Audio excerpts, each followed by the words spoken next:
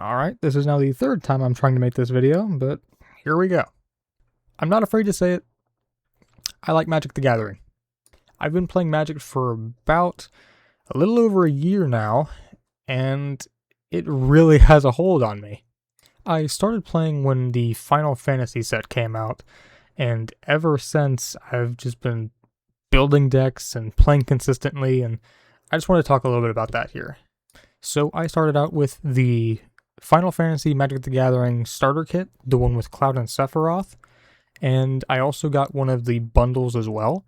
And then I had gone on to use Arena for a little while. Arena didn't really fit me that much. I liked playing the card game, but I didn't like the online aspect and like doing it digital. I would much rather just play with the cards themselves. But I know a lot of people play on Arena. I personally just rather just play with physical cards. Now, I will say I have fallen in love with Commander. Commander has been the main format that I've been playing, and in my personal opinion, it's one of the best ways to play Magic. I know it's not for everybody, but I know for me, it's the one I have the most fun with. I'll go ahead and put some of my favorite Commanders on screen. I have a lot more Commander decks than just the ones I'm showing here on screen, but these are the ones I try to play consistently and have the most fun with. I like using Cloud to just swing a big sword at people. I like Toph because she just throws things at people. I like the idea of attracting a horde of zombies with Joel and Ellie. And I like the idea of Sephiroth just walking in and making your opponents weaker and building on top of that. And of course I have many other commanders as well, like Ramos for example. He's the commander I use for my Transformers deck. Now, a little bit of background, I grew up playing Yu-Gi-Oh! And if you've played Yu-Gi-Oh!, you know that modern day Yu-Gi-Oh! Is a bit of a mess. Over the last few years, I just didn't like playing Yu-Gi-Oh! Anymore. So I eventually came around to finding Magic the Gathering when they announced they're making a Final Fantasy set. And I knew of Magic when I was younger too. I remember going into the stores and seeing Magic up on the shelves alongside Yu-Gi-Oh! And also before the Final Fantasy set came out, there was also the Fallout and Doctor Who sets, which I was also interested in, but they weren't enough to get me to start playing the game.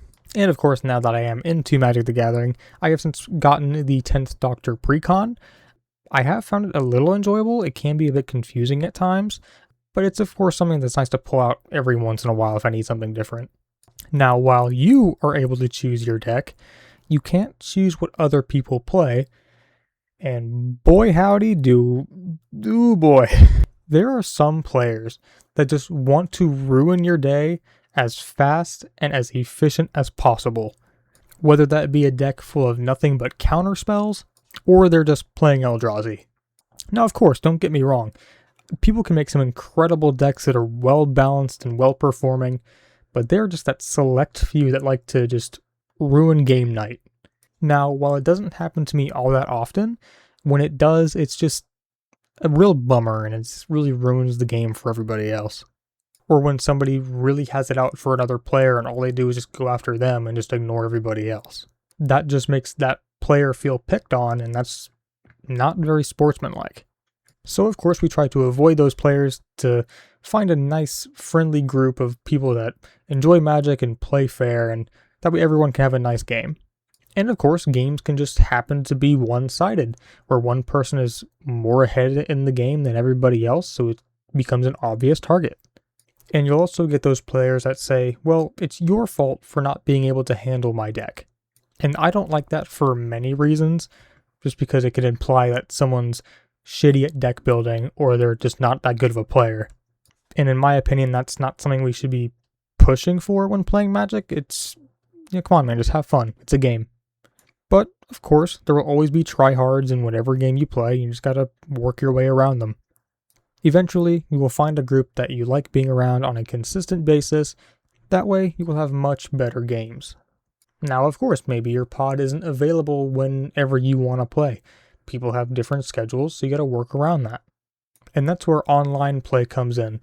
Things like Convoke and Spell Table. Now, this is where I personally play the most Magic the Gathering, is on these online platforms.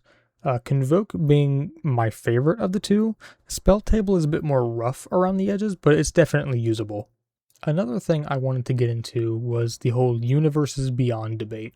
Whether or not there's too much Universes Beyond or too few Universes Beyond.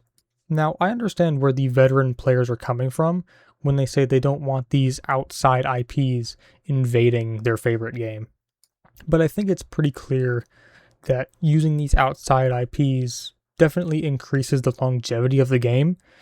Not saying that in-universe isn't enough to keep the game going, it definitely is, seeing how the most recent Strixhaven set has performed, but I know that a lot of other people probably wouldn't have gotten into Magic if not for things like Final Fantasy or Marvel even. Hell, Final Fantasy is what brought me in the first place. And I'm sure it's a moneymaker. Seeing the whole Fortnite idea, it makes money. The idea that I could use Cloud in a card game that was already established and already had a large player base was just really cool to me. I mean, who wouldn't want more of one of their favorite things? I could name a bunch of other IPs that I would love to see in Magic the Gathering, like any of the FromSoft games or something from Halo or Star Wars. Which brings me into custom cards. While I don't see them in play all that often, I do think custom cards is this little group of the Magic the Gathering community that is either really creative or has no idea what they're doing. Now, on screen, you should see some examples of cards that I have worked on. These cards are not perfect by any means, but I just wanted something simple from other IPs that I could throw in a deck and them not have that much impact. Now, whenever I open up the option of, hey, I have these custom cards, would you let me play? Most people say no. And I do not fault them for that, because there can be some insane cards like, yeah, here's one card that's 0 mana and it's just an I win card. Which when I made those cards, I didn't want that at all. I wanted something very simple that really anybody could use. And of course, I tried to keep them lore accurate as well, like Kirito's Starburst Stream or Sub-Zero's Freeze. Now, of course, these are just one-off cards. I don't have a full custom deck or anything like that, but that would be a cool project to work on if I knew that other people would be open to playing against it.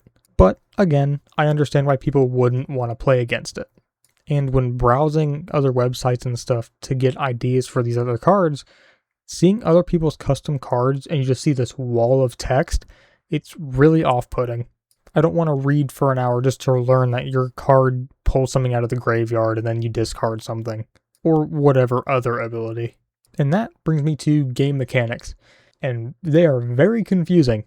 I get Scry and Surveil mixed up all the time, and that's just a simple example, but when you get into stuff like overlapping abilities and stuff and trying to decide if something is the way it's supposed to go or not and just halts the game is really annoying. Then everybody has to stop and Google for a few minutes before we come to a definite conclusion, or whatever we feel is closest. But, of course, Magic has had many different gameplay mechanics from over the years, and not all of them are going to be so smooth. But most of the time, people will use up-to-date mechanics, that way it's a more smooth gameplay experience. For example, if someone's using an older card, their text box might have been updated within the last few years. Now, if you need a definite yes or no answer on whether or not to play Magic the Gathering, I would say yes. I have had so much fun over this last year playing Magic the Gathering. I've never thought I'd have more fun playing a different card game other than Yu-Gi-Oh! But it seems this is it. Now, of course, I still love Yu-Gi-Oh! I still love the anime, I still love the cards. R.I.P. Kazuki Takahashi. If you want to get into Magic the Gathering and don't know where to start, try one of the pre-cons, or you can try out Arena. If you like Final Fantasy, pick up one of the pre-cons. Same goes for Lord of the Rings, Fallout, Doctor Who, Warhammer, spooky things and furry things, or maybe you just want something that you and a friend can sit down and learn to play the game together.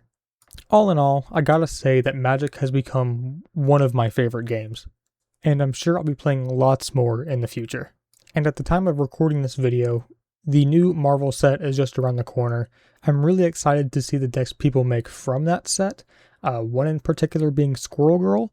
We have more squirrels to worry about other than Shatterfang, and please somebody have a board wipe. Anyway, thank you for sitting through this video.